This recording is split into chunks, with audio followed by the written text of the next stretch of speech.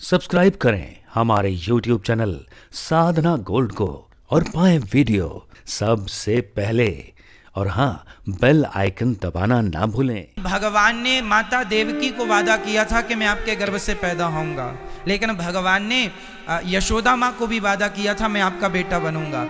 अब एक भगवान है और दो माताओं को वादा कर दिया, तो फिर दोनों वादाओं को सिद्ध करने के लिए भगवान ने प्लान बनाया कि दोनों के गर्भ से चलते हैं, फिर दोनों मिलके एक हो जाएंगे। दोनों चलते हैं अलग अलग गर्भ में और फिर दोनों के यहां से प्रकट होके दोनों मिलके एक हो जाएंगे। अभी बात पूरी नहीं हुई, बात पूरी सुनिएगा। ये माता देवकी कौन है? इन्होंने बहुत तप किया, तब इन्होंने भगवान को पाया। कथा ये भी मिलती है संतों की वाणी से कि माता कैकई, जब माता कैकई राम जी से मिलने चित्रकूट आई तो माता कैकई की आंखों में आंसू थे। माता कैकई ने भगवान से कहा, राम मुझे माफ कर दो, मैंने आपको कितना कष्ट दिया, नंगे पांव आपको जंगल जंगल चलना पड़ रहा है, मेरी गलती है, मुझे माफ कर दो। राम जी ने माँ के चरण पड़े, चरण छुए और कहा, माँ आपको मुझसे माफी मांगने की क्या आवश्यकता है, क्या जरूरत है? कैकई माँ ने कहा, मैं कैसे मानूं कि आपने मुझे माफ कर दिया। राम ने कहा, माँ आज आप जो मांगोगी आपका बेटा देगा, बोलो क्या चाहती हो। मैंने कभी आपसे गुस्सा हुआ ही नहीं, आपने जो किया है ठीक किया। कैकई माँ ने कहा, यदि तुमने मुझे माफ कर दिया तो एक वचन दो, एक वादा करो। कौन सा वादा? कैकई माँ ने कहा कि तुम मुझे वादा करो कि अगले जन्म में तुम मेरे पुत्र बन के पैदा होगे। तो राम जी ने कहा, ठीक है मैं आपका बेटा बन के आऊंगा, पर दूध नहीं पीऊंगा आपका। बेटा बन के आऊंगा जरूर, पर मैं आपका दूध नहीं पीऊंगा। वही माता कैकई द्वापर युग में देवकी माता बनी। वही माता कैकई क्या बनी? माता देवकी। अच्छा, ये तो हो गई देवकी के जन्म तो ले लिया पर दूध नहीं पिया, इसलिए भगवान ने जन्म तो लिया माता देवकी के गर्भ से, परंतु प्रकट हुए देवकी के यहां, पर उन्होंने दूध नहीं पिया। अच्छा, दूध पीने का वादा किसे कर दिया था? ये यशोदा मैया कौन है? इनके पूर्व जन्म की कथा क्या है? तो इनकी कथा भी कुछ ऐसी है कि ये माता यशोदा पिछले जन्म में माता धरा इनका नाम था। यशोदा मैया का नाम क्या था? धरा। द्रोणो वशु नाम प्रबरो धरया सह भार्यया। भार्यया कहने का अर्थ ये है कि यशोदा मैया का नाम था धरा। ये पिछले जन्म की कहानी है यशोदा की। तो यशोदा मैया पिछले जन्म में धरा नाम की एक स्त्री थी। ये सदा संतों की सेवा करती थी,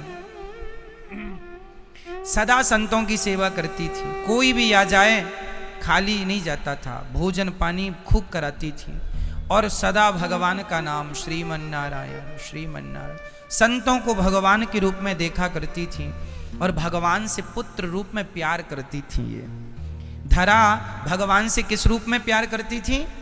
पुत्र रूप में। मेरा कन्हैया है, मेरा पुत्र है, मेरा कन्हैया, पुत्र रूप में प्यार करती थी। एक दिन इनके यहाँ कुछ संत आए माता धरा के यहाँ, और संतों ने कहा, बेटी बड़ी भूख लगी है, क्या कुछ भोजन मिलेगा? तो धरा ने कहा, जरूर मिलेगा। उस दिन धरा के घर में कुछ नहीं था। एक्चुअली ये क्या जंगल से लकड़ियां लाया करती थी और लकड़ी लाके बाजार में बेचती थी, उससे जो पैसा मिलता था उससे ये साधु सेवा करती थी। द्वार पे आया अतिथि कभी भूखा ना जाए, इसका ध्यान हम सभी गृहस्थों को रखना चाहिए। तो धरा रखती थी। अब करते करते बहुत समय गुजरा, लकड़ी काट के लाती जंगल से, बेचती। एक दिन जंगल की लकड़ी लाई, जो पैसा मिला संतों को भोजन कराया, संतों ने भोजन किया और चले।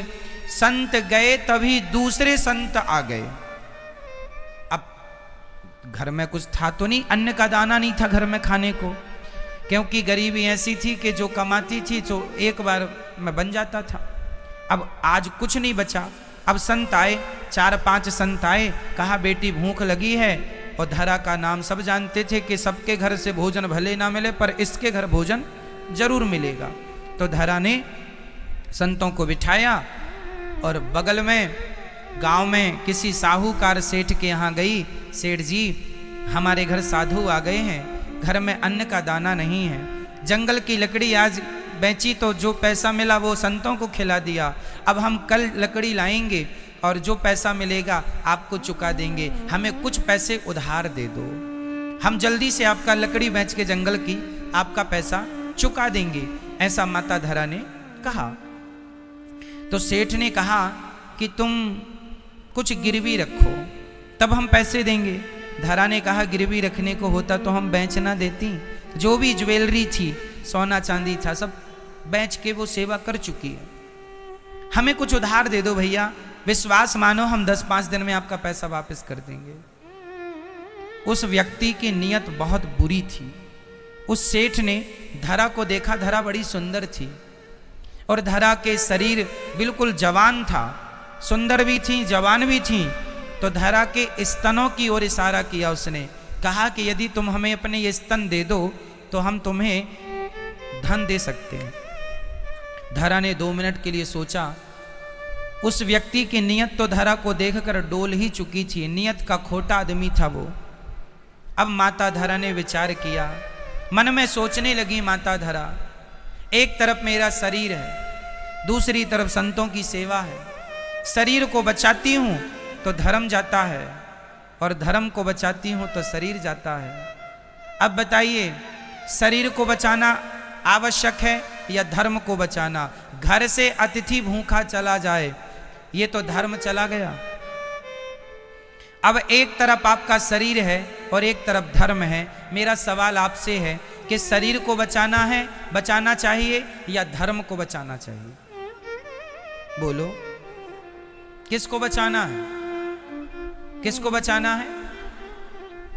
धरा मां ने यही निर्णय लिया कि शरीर तो एक मांस का टुकड़ा है, धर्म रहा तो शरीर आता जाता, शरीर तो आज है कल रहेगा ही नहीं। सेठ जी ने कहा मुझे तुम्हारे स्तन चाहिए। धरा ने सौदा मंजूर कर लिया, ठीक है आप मेरे स्तन ले लो पर मुझे कुछ धन दे दो। उसने बड़ी प्रसन्नता से बहुत सारा धन तराजू में रख दिया। धरा ने कहा ठीक है सौदा मंजूर है। अब वो सेठ बड़ा प्रसन्न हो रहा था कि बात बन गई। तभी धरा ने कहा भैया आप चाकू तो दीजिए। तो चाकू किस लिए? बोले आपने मेरे स्तन मांगे हैं ना। हाँ स्तन चाहिए तो चाकू दीजिए। वो समझ नहीं पाया कि चाकू किस लिए मांग रही है। उसकी नीयत कुछ और थी और धरा का भाव कुछ और था। उसने चाकू दी तो धरा ने अपने दोनों ही स्तनों को चाकू से काट करके दोनों स्तन धरा ने उस सेठ की तराजू के एक पलड़े पर रख दिया। कहा भैया आपको मेरे स्तन चाहिए था तो ये रहे मेरे स्तन। हाँ मुझे धन की चाहत थी क्योंकि संत खड़े हैं, धन अब आप ही अपने हाथ से दो। उसने धन दे दिया। धरा ने बाजार से सामान खरीदा और संतों के लिए भोजन बनाया। उसी लहू लुहान की स्थिति में, रक्त से गीली है, उसी हाल में उन्होंने भोजन बनाया और संतों को जब परोसा, संतों ने देखा कि आपके शरीर से तो रक्त की धार निकल रही है। संतों ने कहा ये रक्त कैसे? धरा ने पूरी राम कहानी सुनाई। मेरे पास रोटी नहीं थी, मांगने गई सेठ से पैसे उधार, उन्होंने स्तनों की डिमांड कर दी, इसलिए मुझे ये स्तन काट के देने पड़े। अब तो वो संत जो थे उनकी आंखों से अश्रुपात होने लगा कि मेरे सेवा के लिए संतों से इतना प्रेम, समाज की सेवा से इतना प्रेम कि सेवा के लिए आपने अपने स्तनों का दान कर दिया। तुरंत वहां धरा के इस भाव को देखकर भगवान प्रकट हो गए। सेवा करने वाले को देखकर भगवंत प्रकट हो गए और भगवान ने कहा मां आपने संतों की सेवा की है और सदा मुझे पुत्र रूप में भजा है। यशोदा मां सदा भगवान को किस रूप में भजती थी? पुत्र रूप में। तो भगवान ने कहा आपने स्तनों का दान किया है संतों की सेवा के लिए। जो संतों की सेवा करता है, जो समाज की सेवा करता है, जो सेवा करता है, जो अन्नदान करता है, मैं सदा उस पर प्रसन्न रहता हूँ। आपने पुत्र रूप में भजा है, मैं आपको वचन देता हूँ अगले जन्म में मैं आपका पुत्र बनके आपके इन्हीं स्तनों का पान करूँगा, दूध पीऊँगा। भगवान ने धरा को वचन दिया कि मैं आपका पुत्र बनूंगा, इसलिए भगवान ने धरा को माँ यशोदा बनाते हैं और यशोदा के पुत्र बन के भगवान अब माँ का दूध पीते हैं। तो एक माँ हो गई देवकी और एक माँ हो गई धरा, तो यशोदा।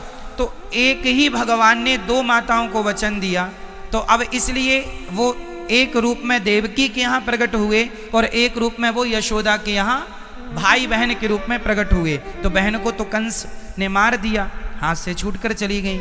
अब जो यशोदा माँ का बेटा है साक्षात भगवान, वो दोनों एक हो गए।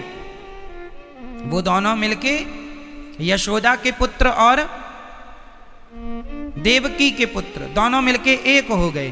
तो ये भगवान श्री कृष्ण है। अच्छा, 11.5 साल बाद जब भगवान श्री कृष्ण वृंदावन छोड़ के वृंदावन से मथुरा गए, तो समझो तब एक रूप में तो भगवान मथुरा चले गए, एक रूप में तो भगवान, बोलो, एक रूप में तो भगवान मथुरा चले गए, फिर द्वारिका चले गए, पर एक रूप से भगवान सदा वृंदावन में ही रहे, क्योंकि वहां भगवान ने फिर दोनों रूपों को अलग अलग कर लिया। तो जो यशोदा के बेटा था वो तो वृंदावन से कभी नहीं गया, और जो देवकी पुत्र थे जो द्वारिका गए वो कौन से कृष्ण हैं? वो देवकी वाले कृष्ण हैं। और जो वृंदावन में सदा रहे हैं वो यशोदा पुत्र आज भी वृंदावन में हैं। भागवत में लिखा है, ये बात लिखी है कि भगवान ने वृंदावन के ब्रज के बाहर अपने पांव भी कभी नहीं रखे। एक रूप में भगवान सदा ब्रज में हैं और एक रूप में भगवान द्वारिकाधीश कहलाए। तो आपको बात समझ में आई? श्री द्वापर युग में कृष्ण भगवान श्री कृष्ण ने 2 रूपों में अवतार लिया, 2 माओं के यहां।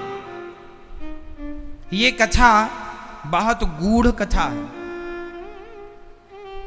तो यशोदा के जो कन्हैया हैं वो वृंदावन छोड़ के कभी नहीं गए, इसलिए जब उद्धव जी आए तो गोपियों को छोड़ के श्री कृष्ण कहीं गए छोड़ी? उद्धव को भगवान ने जो वृंदावन भेजा था ज्ञान लेने के लिए, तो आपने देखा होगा उद्धव जी जब यहाँ आए थे ना, तो गोपियों के बगल में कृष्ण को बैठे हुए देखा था। उद्धव जी ने लिखी है ये बात। राधा जी के बगल में बैठे, उद्धव जी ने कहा मैंने तो इन्हें मथुरा छोड़ के आया हूं, ये यहाँ कैसे आ गए? तो एक रूप में वो मथुरा थे और एक रूप में वो गोपियों के पास थे। तो गोपियां रोती क्यों थी? गोपियों ने केवल प्रेम इसलिए प्रकट किया ताकि दुनिया वालों उद्धव जैसे ज्ञानी समझ सकें कि प्रेम भगवान से ऐसे किया जाता है, इसलिए प्रेम करके बताया कि प्रेम में ऐसे रोया जाता है ना। जब माँ बच्चे को कहती है रो, तो बच्चा रोता नहीं है, माँ कहती ऐसे, तो बच्चा भी हंसे। माँ कहती हंसो, बच्चा कैसे हंसे? तो हंस के बताती ही, तो बच्चा भी हंसता। जो माँ करती है वो बच्चा करता है, करके बताना पड़ता है। जैसे राम जी को अवतार क्यों लेना पड़ा? कि मर्यादाएं कैसी होती हैं, करके कौन बताएगा?